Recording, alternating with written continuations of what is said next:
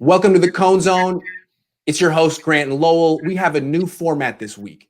Sometimes we debate each other. I'll take a position, he'll take a position. Today, we're going to debate ourselves.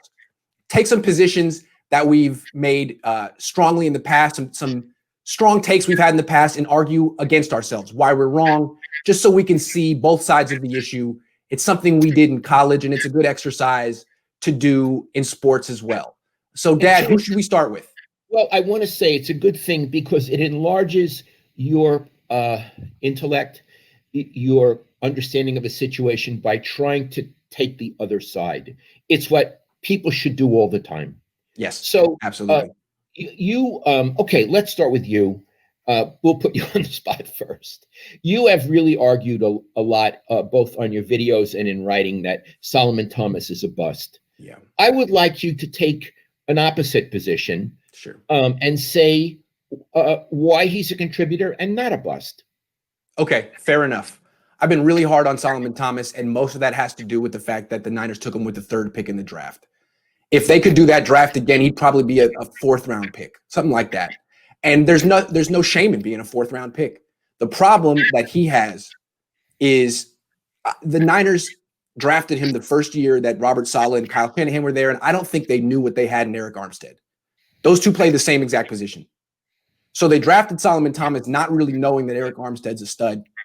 And then they get into training camp and realize, well, the guy we just took with the first round pick plays the same position as this guy who's much better. So for what Solomon Thomas should be doing is playing defensive end against the run and defensive tackle on third down.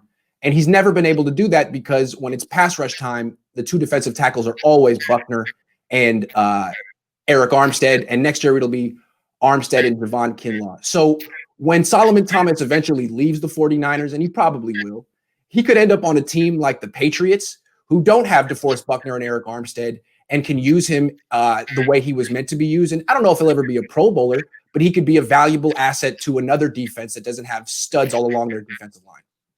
I have a question. I'd like you to be specific. How would he be best utilized? What would you do? Okay, so he's 6'3", 275 pounds, which makes him small to be a full-time defensive tackle. Use those guys are 300 plus pounds, but he's not athletic enough to beat offensive tackles as a pass rusher. He tried as a rookie. He's not Nick Bosa. So what he should do as a run defender, he'd be great as a defensive end because he's not going to get moved around outside. And then when it's a clear passing down, like 2nd and 10 or 3rd and anything, move him into defensive tackle and let him rush against guards and centers.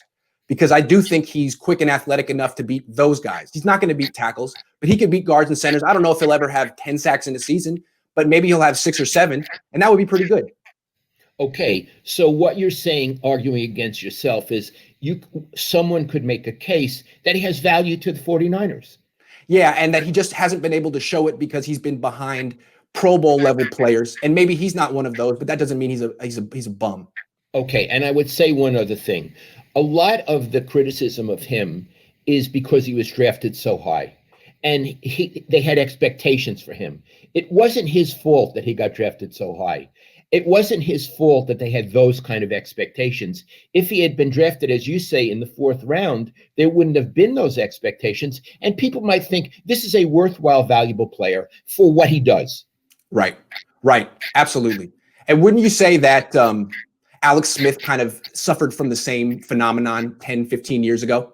No question.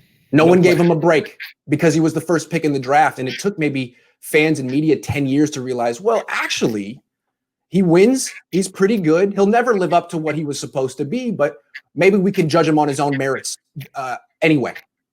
Right. And again, it wasn't his fault that they took him first. It's not like he was bribing people under the table. He got taken where he got taken, ahead of Aaron Rodgers. Right. A lot of people got taken ahead of Aaron Rodgers. Right. Not his fault. The expectations were not his fault. In a way, yes, I agree. He's a parallel case to Solomon Thomas.